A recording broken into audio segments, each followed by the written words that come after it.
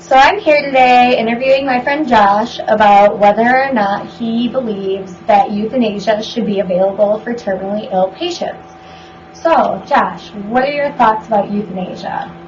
Well, it depends. If we're talking about terminally ill patients, I really think that somebody's life should be their own thing that they get to make their decisions on. I really don't believe that people should be made to suffer just because there's a law that says they have to or that they can't in their own life.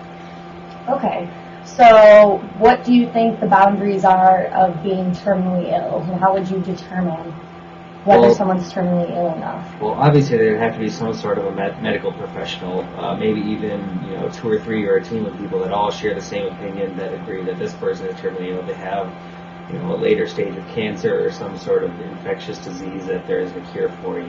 There's an obvious cutoff, I feel like, to what determines if somebody is terminal or they have a chance to survive.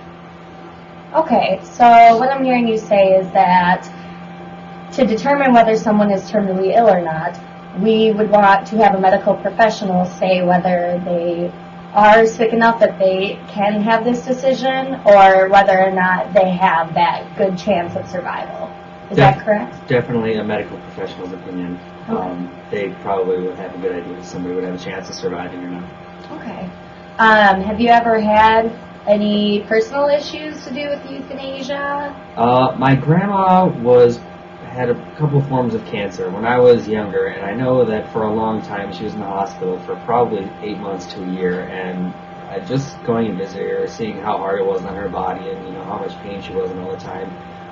I was only in 5th grade at the time, so obviously they aren't going to talk about euthanasia with a 12-year-old or whatever, but I honestly feel like it'd be a viable option for someone in her position who has been in the hospital and has been going through treatment and suffering, and it's just another option, I feel like. So what I'm hearing you say is that when you were younger, you saw your grandma in the hospital and it was really hard for you. And, looking back, seeing that if she would have had that option, it probably would have been easier. Right, because the cancer was in her gallbladder, and from what we heard from the doctor, there wasn't a high chance of survival anyway, and by the time, it would have been an option, it already spread to her pancreas and all this other stuff, so like I said before, it would have been an option to consider. Okay. So when it comes to terminally ill patients, how do we speak for them? What if they are in a coma or they have brain damage but they're not brain dead? Well, in cases like that, I feel like it's something that a person would have to decide, hopefully before they were in whatever sort of accident or anything that led them to this state. I see it similar to do not resuscitate order. Somebody who is, of stable mind can make the decision that if they are in a situation where they need to be resuscitated, that they don't want that. So if somebody was in a coma or had brain damage and was unable to speak for themselves, if they had decided this previously, I could see that as being a viable option. But in that case, I don't think that other people should have, a chance to decide for these people if they're already in the coma. Okay, so if I'm hearing you correctly, you think it should be part of a will or something that the person has spoken about before, that if they would end up in a situation like that they would rather not be put on life support or... Right. It kind of goes back to what I was saying originally about how somebody's life should be theirs to decide for. And, I really think that just resonates there. Okay. So what about if a patient is depressed? A lot of people who become depressed when they are really sick, they might make irrational choices. Would that be something a doctor would evaluate for also? Or what do you think?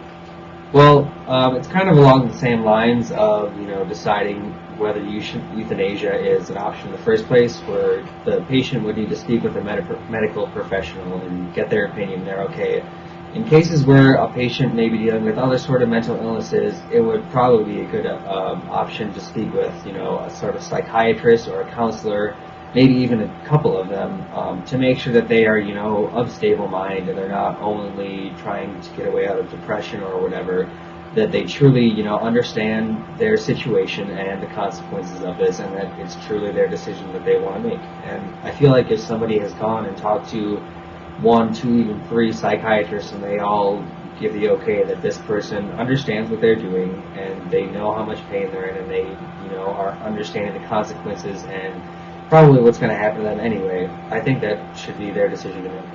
Okay, so if I'm hearing you correctly, you think that patients who are terminally ill should also be or have a mental evaluation in order to make sure they're not suicidal because of depression or other mental health issues. Does that sound right? Right.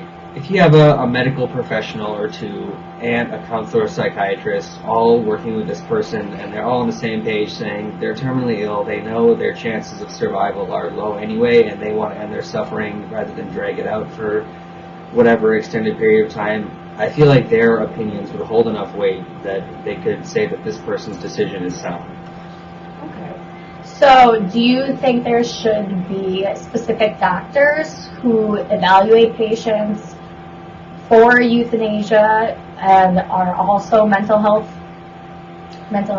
physicians? Well, it's an interesting option. You could have some sort of a specialist who works only with these patients. There's people who want to get in every line of work. But you would also want to work closely with the person's original doctor, the person who was with them through the diagnosis and the prognosis and all this stuff, just to make sure that you're not just throwing them from doctor to doctor, because in a time like that in somebody's life, you really want to make sure that they're working with the same people and they're not, affected by decisions like switching doctors at the last minute. Okay, and what about family interventions? Do you think there's a way that we could, evaluate whether or not the family is pressuring the person into it? Again, I think that talking with a counselor or a psychiatrist would affect that. They could really look at the underlying meaning in the person's life, and their decisions, and really get a good feel for what the person is feeling, if they're pressured by their family or a loved one, or if, this is truly their decision in the end. Just goes back to what I was saying, where if you have a team of medical professionals who are evaluating you and deciding that you have made a sound decision and this is what you really want, then it should be okay for you to make that decision for yourself. Okay, so if I'm hearing you correctly, you think as long as there's a doctor or a mental physician there to reassure that this person is mentally stable enough to make this choice, that then they should have the choice of euthanasia. I think so, yes. All right, so from what I understand, you believe that euthanasia should be available to terminally ill patients as long as there is a doctor and a mental health physician around to make sure that this person is in the right state of mind to make this choice and that they're not being pressured by their family, and that it should be regulated to make sure that, people are in a stable state of mind. And you've seen this personally, not with euthanasia, but you've seen your grandma suffer from cancer that was really painful and hard for her, and because of that, it kind of changed your views on the idea of euthanasia. Does that sound about right? Right. If you have a person who has been diagnosed by a doctor with a terminally ill disease, one where the chance of survival is, low or, slim to none, and you also have a psychiatrist or a counselor who has talked, intimately with this person for, a set amount of time and decided that they are sound enough, it really should be the person's decision. I completely agree. Thank you so much for doing this interview with me, and I hope you have a nice day. Thank you.